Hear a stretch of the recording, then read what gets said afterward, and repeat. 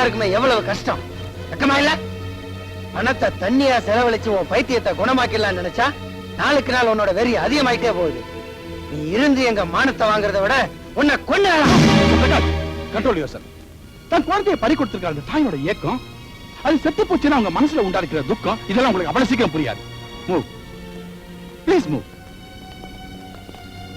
நீங்க 3 பேரும் அவ பிரவசா இருக்கலாம், அதுக்காக இறந்து போன அவ குழந்தைய நீங்களோ இல்ல நானோ கொண்டு வர முடியாது.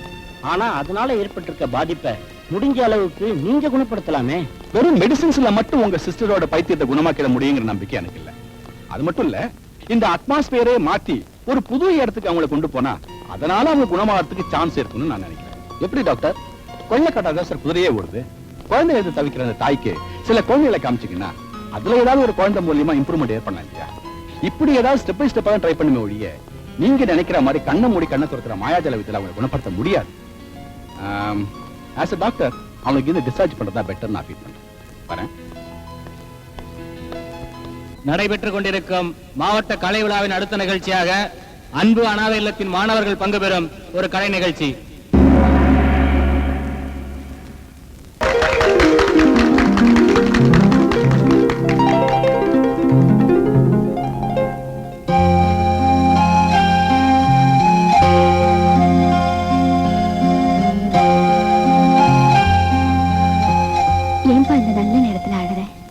என்னதான் இன்னைக்கு நான் இத்தனை பாராட்டுகளை வாங்கினாலும் அது காரணம் நீங்க தானே டீச்சர்.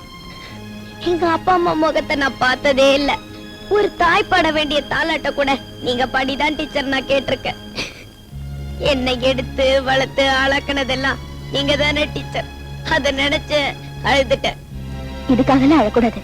இப்ப என்ன எடுத்துக்கோ, சொந்தம்னு சொல்லிக்க. புருஷனா குழந்தையா தனிமரமா இருக்கேன். இந்த ஆசிரமத்துல இருக்கிற எல்லா பிள்ளைகளையும் என் பிள்ளைகளா நினைச்சுக்கிட்டு இருக்கேன். உனக்கு நான் இருக்கேன், எனக்கு நீ இருக்கேன்.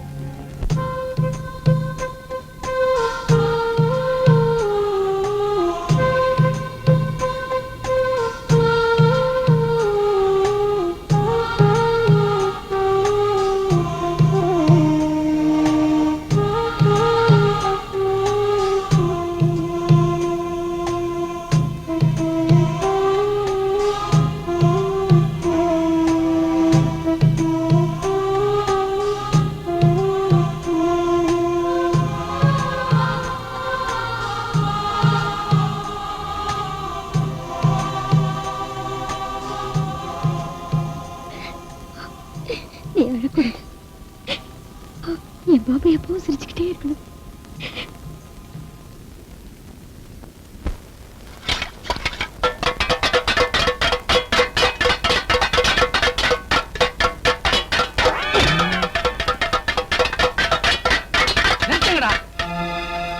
ஏண்டா சோத்துக்கு தாளம் போட்டதுனால தானே அநாத ஆசிரமத்துக்கு வந்தீங்க.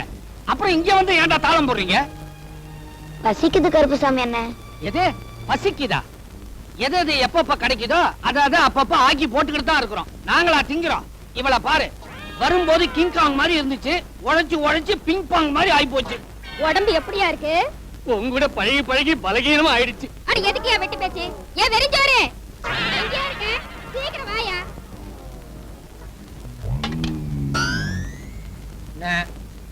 பசங்களுக்கு பரிமாறு. குனிஞ்சு போடுறா. குனிஞ்சு போதும்.